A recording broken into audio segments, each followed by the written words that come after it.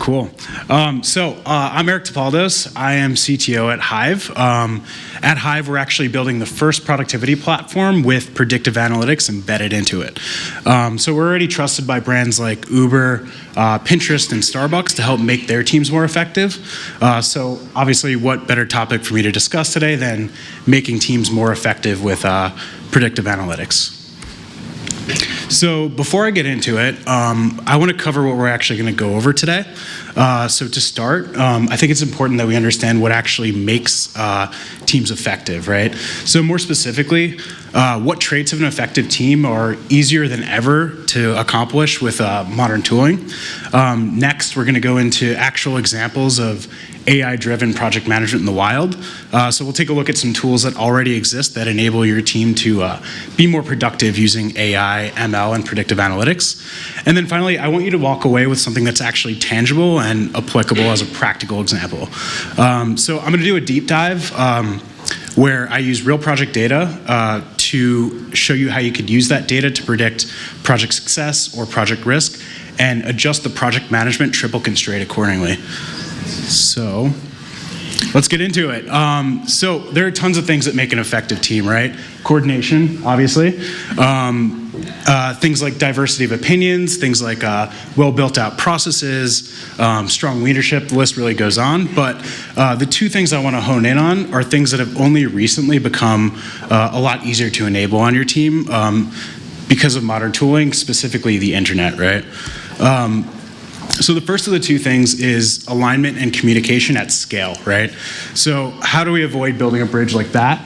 Well, in the past, alignment communication at scale was high touch, right? It was manual and it was explicit. And what I mean by explicit is anytime I need to make a change to a project plan, I'd have to stop everything, gather everybody into a room, make sure that change was communicated, make sure everybody was aligned on that change, and get them back on the field to actually work, right? So with the rise of internet-enabled tech, we've enabled something called implicit communication, right? The idea there is that in a tool today, just by way of me updating a project plan or updating the status of a task in a project, I'm automatically notifying the rest of my team and keeping them aligned with what's happening, right? So nowadays, achieving alignment is low touch, it's automated or semi-automated, and it's implicit. So the second thing that contributes to making effective teams here is the ability to actually surface risk before it's too late, like this guy. So achieving this usually requires tracking like all data that happens in a project. And in the past, when things wouldn't happen inside of more modern tooling, it was nearly impossible to track that, right? You would have to have somebody who was doing that as a full-time job, and even if you had a consistent way or central way to track it, the work was really manual, right? And then past that, even if you had that full data set, to actually analyze it and uncover insights, it requires human computation, right? We're bounded by what humans can do. So we're pretty good at that, but not nearly as good at computers, right? So nowadays, surfacing risk is a lot easier, right? We have things like open APIs that create shared data sets so that we could access who's working on what between your different tools. We have automation, so just by way of doing something in a tool, you're collecting data from it, right? And then lastly, we actually have computers to do what they do best, which is compute, right? Actually crunch the data and uncover insights. So the present's looking pretty good, but I think we can do a little bit better, right? So if we look at recent statistics, as far as project completion, project cost, and individual performance, we've done well, but we still have more to go, right? So according to the Standish Group, the first fact for project completion, fewer than a third of all projects were completed successfully on time and under budget in the past year, right? Past that, we waste a lot of time and money on unoptimized projects. So according to the Project Management Institute, for every $1 billion invested in projects in the US, $122 million was wasted. And then finally, we have to remember that at the end of the day, we're just humans, right? Humans can only hold about 7 items in your working memory at a given period of time. So that means that lower leverage kind of administrative tasks get in the way of those higher leverage project critical ones. So right now, we covered how this data is kind of collected automatically, and we've got something new on our hands, right? We have a brand new data set that didn't exist before. As we all know, we're all here for a reason. AI, machine learning, and predictive analytics are only as valuable as the data set you provide it, right? So we're in the early days of ushering in something new, something called AI-driven project management. So what is that? Well, it's not that guy, but it's the concept that an AI system can perform day-to-day management and administration of projects that doesn't require human input, right? So over time, the idea is that these systems, they'll actually gather data to uncover insights, they'll make recommendations and even make decisions based on how your project's doing, right? So these are the types of things that we could do as humans, but it's a lot easier to accomplish if you're not requiring human input and letting the system handle it. So ultimately, AI-driven project management is going to save your team a lot of time while also improving the outcomes of your project and finally surfacing risk before it's too late. So the rise of AI-driven project management is not unexpected. I think we're all well aware as a workforce that AI, ML, and predictive analytics are actually going to have an impact on us. So if you look at a recent Atlassian study, you'd see that 87% of people think that their job by 2020 is going to be impacted by AI, right? Only 2 years away. 76% of people say that some or even half of their job could be automated or performed by an algorithm or AI or some other technology. And 39% of respondents say that they're already using AI at work. So the tools are already here. Let's take a look at some of them. First up, we've got Clippy. Clippy is a Turing-complete Microsoft Office robot that, I'm kidding. Clippy is horrendous. It's a notorious example of how to not do an intelligent assistant, right? So Clippy was this annoying thing that would get in the way of every Microsoft Office document that you open, suggest complete wrong things, and was impossible to close out. But Google Docs, on the other hand, is doing much better on this front. So if you open up a new Google Doc and begin typing, the document's actually going to read what you're putting in and gently suggest things that look like action items, right? So if we look at this example here, it looks like we're putting together meeting notes for an upcoming Halloween party. We've said, Christina, create a spooky playlist. You're really good at that. And over in the right gutter, Google Docs is actually reading that as a potential action item, and you're one click away from actually notifying her and making it something that she's going to need to act on. Next up, we have Boysara. So if you've ever had to take meeting notes while you're also facilitating a meeting, you know it becomes a total blur, right? You can't follow what's actually happening. You might be jotting things down, but it's impossible to actually follow up, right? So if you don't take your time to reread your meeting notes after it's done, it's really hard to surface actionable items and remind the right people to do them. So Boysara solves this by actually recording your meetings and taking that input and transcribed recording and automatically suggesting actionable next steps that you could take from the meeting. So next time you show up to a meeting, it's not going to be a process of looking at your previous meeting notes and realizing you dropped 4 things between weeks. So past that, Boysara lets you highlight key words to listen in for a meeting, to listen in on for a meeting, and if you do need to go back and revisit it, you could quickly search your transcribed notes without having to listen to the whole recording over again. So past these, there are tons of other tools out there. Strategist is another example. It actually pipes into your instant messaging and provides contextual tasks or comments or projects. So if you're discussing an issue that already exists in some system you're using, it could pipe in and suggest more content around it or recent actions that have happened on it. If something doesn't exist, it could suggest that you just create it right then and there. Lily AI keeps AI close to the core of its project management system.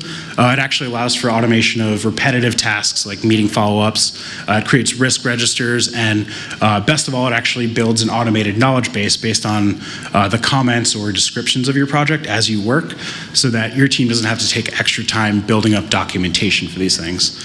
And then lastly, Hive actually has a predictive analytics layer on top of it. So full collaboration suite with predictive analytics that lets you catch high risk or potentially high cost projects before they even start.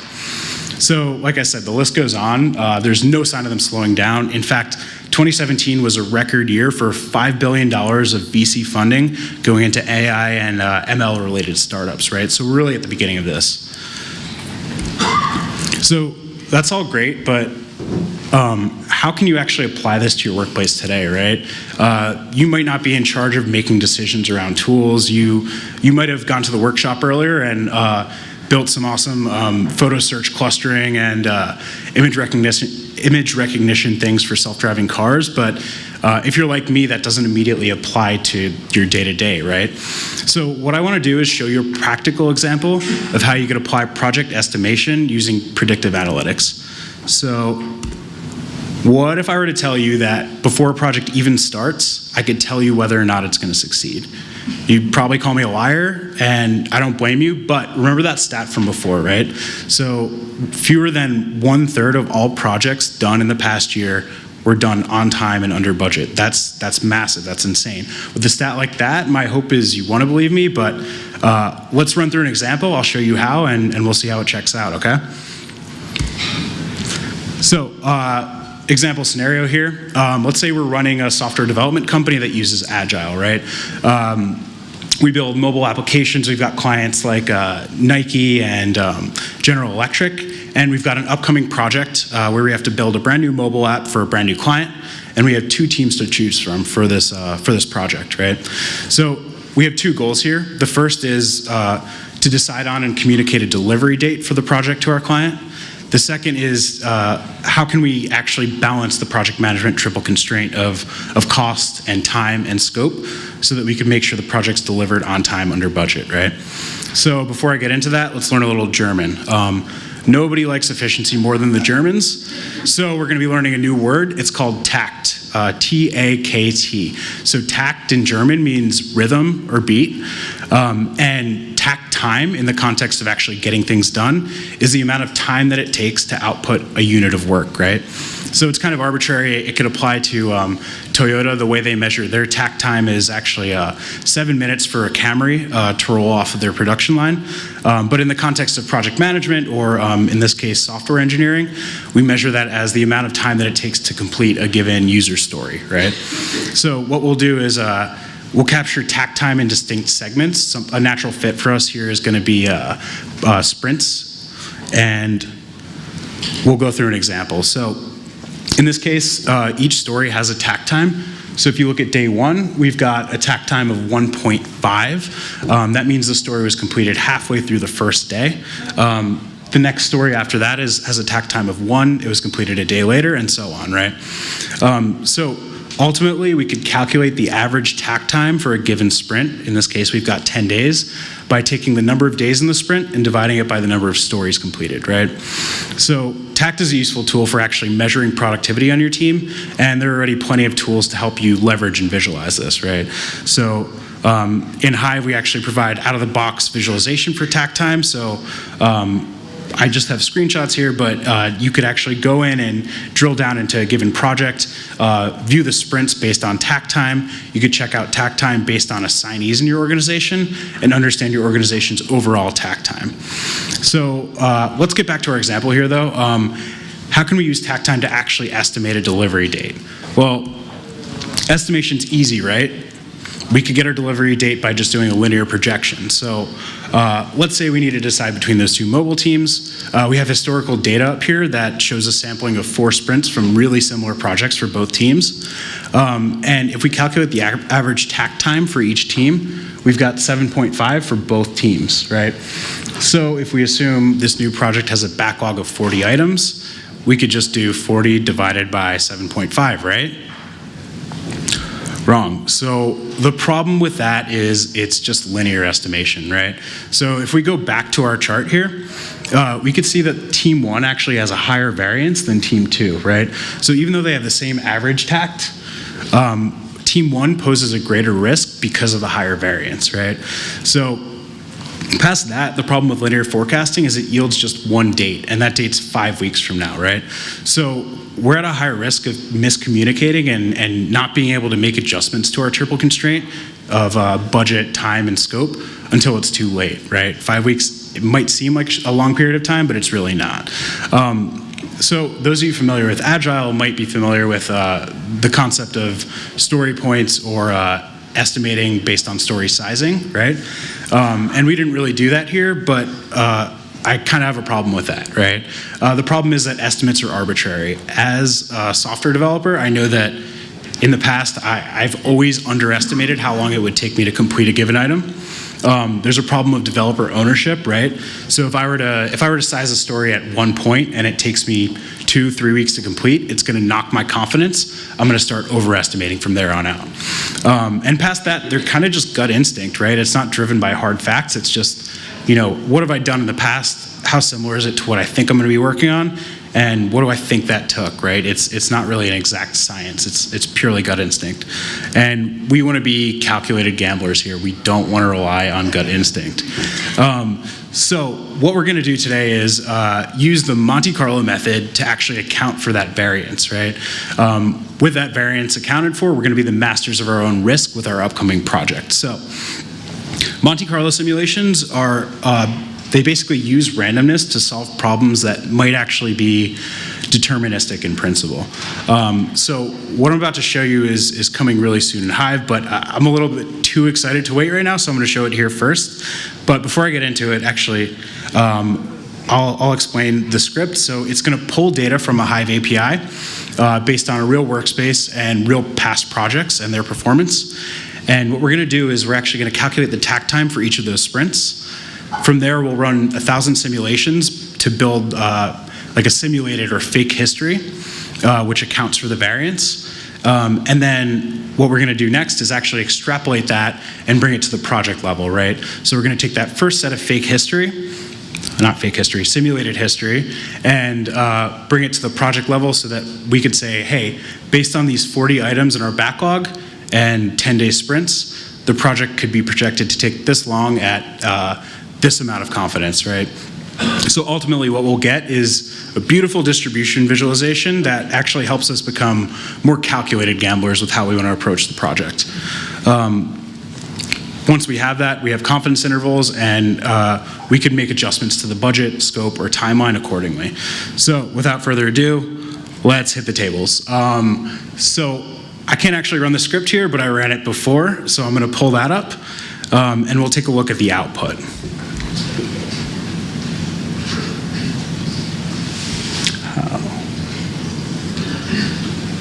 Here we go. So basically, this is the output of the script that I ran just before coming up. This is probably incomprehensible, but it's essentially the output of the simulation, right? So we have 1,000 rows here that simulate different sprints based on historicals. But what really matters here is actually the plotting of the distribution, right? So if we look at this, what we have is a yellow line running through the middle, which is probably the most important thing to pay attention to. What that is our cumulative percentage, right? So we know that based on historicals, if we look at this chart and we say, what would it take to complete a story in 1 day or less? We've got about 1.4% chance of that happening, right? If we move up, our cumulative percentage builds because the more time you have to actually complete something, the more likely it is that it gets done, right? So that's nice, but it doesn't actually help with project estimation. So we ran our second simulation and output the data here. And what this has done is based on our backlog, we're going to be calculating how long in terms of simulated sprints it would actually take to complete this project. So what we get next is this, which is, in my mind, project manager gold.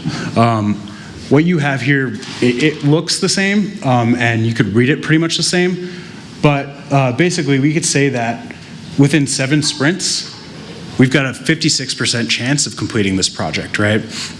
So the value here is that if, let's say our client had a constraint on time, and they say, hey, within 14 weeks we need this project delivered, we know that 56% is not high enough for us to be comfortable with moving forward on the project, right?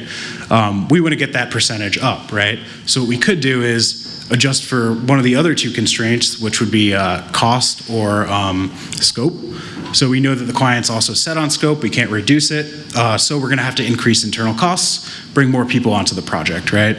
So what we can do is actually rerun the simulation with more members of the team, so higher cost for us, and get this 7-week sprint, or sorry, this 7-sprint estimation to a point where we're comfortable, right? Something like 80%, maybe 90%, depending on your risk tolerance, right?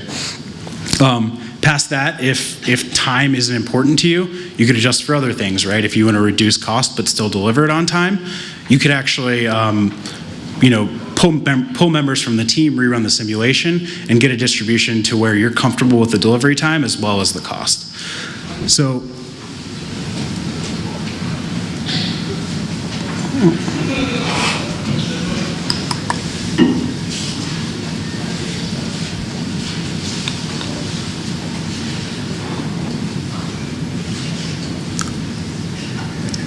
yeah, that's okay. So why is this exciting? Well, basically, this is just a starting point, right? This is a super simple example that you can build on top of, and it only becomes more accurate as you add in more uncertain variables, right? So if we wanted to account for things like assignee, right? How does each user or person on our team perform versus another? We could drop that in and rerun the simulation. If we wanted to account for things like how our product backlog actually breaks down, right? Maybe bugs take significantly less time or less tack time than a brand new feature. We could account for that and rerun the simulation. If we wanted to account for net new bugs from a sprint, right? We could do the same thing and watch our backlog move up and down. So, hold on 1 second.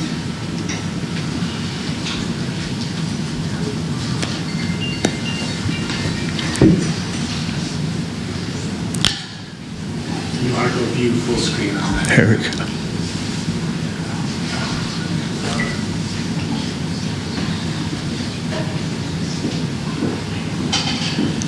All right, we're back. So past that, like I said, the more uncertain variables you're adding in, the more accurate your simulation and distribution will be, right? Even further than that, if we wanted to actually apply something like Markov chain Monte Carlo to this, what we can do is come up with ideal project configurations and team configurations, right? So the idea behind Markov chain Monte Carlo is that, or Markov chain Monte Carlo tree search, is that it's able to build out a tree search based on running these simulations at each leaf node, right? Once it does that, it's actually able to propagate probability back up the tree and help you kind of build out an ideal team setup or configuration or estimation for your project. So I think the best part about this is that if we go back to that chart where we saw $5 billion of venture capital funding going into these companies only 2 years ago, we know that we're at the very beginning, right? In tools like Hive, you'll be able to do this from just one simple user interface. And if we were to go back to the beginning, when we identified the two things that make teams more effective now, with a distribution like this, you're able to achieve alignment on projects before they even start by opening a discussion around project estimation, and you're able to surface that risk early and adjust your constraint before it's too late. So in essence, you become the master of your own project success or failure. So hopefully today has helped illustrate my excitement about the future of project management driven by AI. Hopefully you learned a little something. What I want to do is I'll put the script on GitHub after this. Hopefully it'll get shared on the event page, and a little bit of a walkthrough of the distributions. One thing to note, like project management risk is actually something that's totally in our control. It might not seem like it, but I think it's the key to unlocking truly effective teams. So thanks everybody for taking the time. Any questions? So agile by definition is agile. So after how many sprints do you think you can provide information that will be useful? Because obviously after every sprint things change, you added more user stories. Now, you don't have all user stories. So at what point do you think that becomes really productive for the project manager? Yeah. So the idea behind Monte Carlo simulations is that it's really intensive to collect all of this information. So it's something that's not crazy computationally expensive and can be done after about, I think, like 4 or 5 sprints worth, where it becomes useful, right? The idea is that, if you're just starting to do this, within 4 or 5 weeks, you'll have enough data to where you can start getting something that's close to representative. Obviously, it'll get better over time, but I think 4 or 5 is the threshold.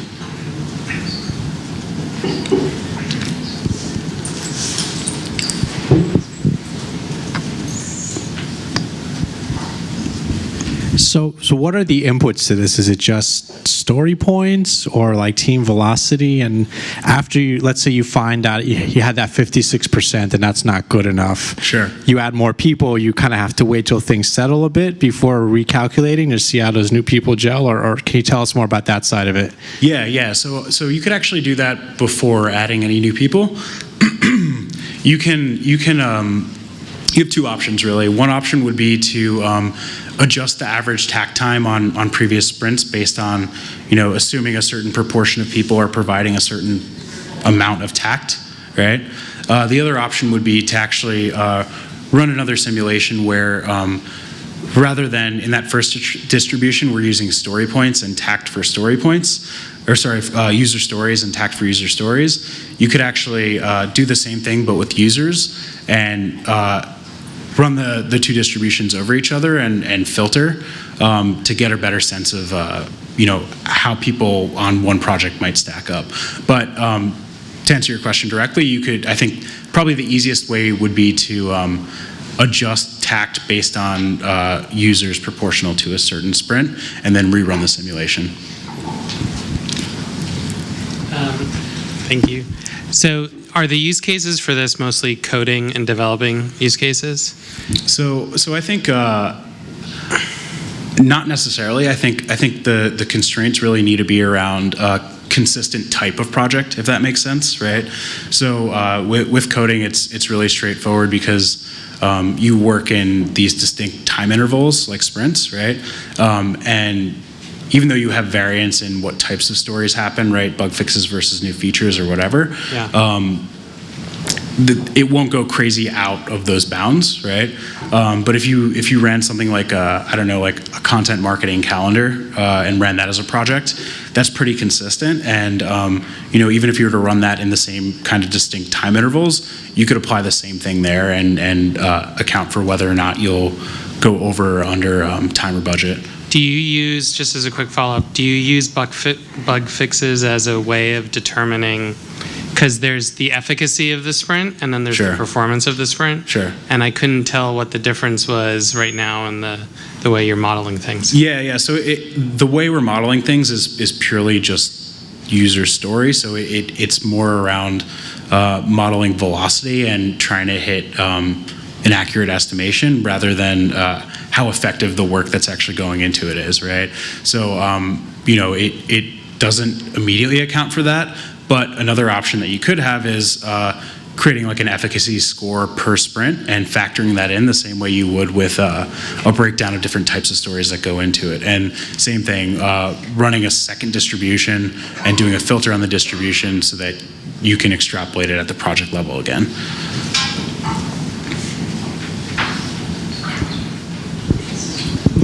To follow up on the question that was just asked about the individual user or the individual task performer, if you will, what can you capture on them? Theoretically, I get that in this example you didn't do it, but what would it be, like particular skill sets or projects that they had and you categorize them? Like how do you think about that? Yeah. So I think the more categorical data you have, the more you're able to contribute to that uncertain variable aspect, right? So if you wanted to factor in something like seniority level, you could do that. Same as if you wanted to filter in the type of role. I think in this case, seniority level might make more sense than the type of role because, like I said before, in order for these to be accurate or reliable, you need similarly shaped projects, which usually means people in similar roles on the same project over and over. So yeah, you could absolutely factor those in.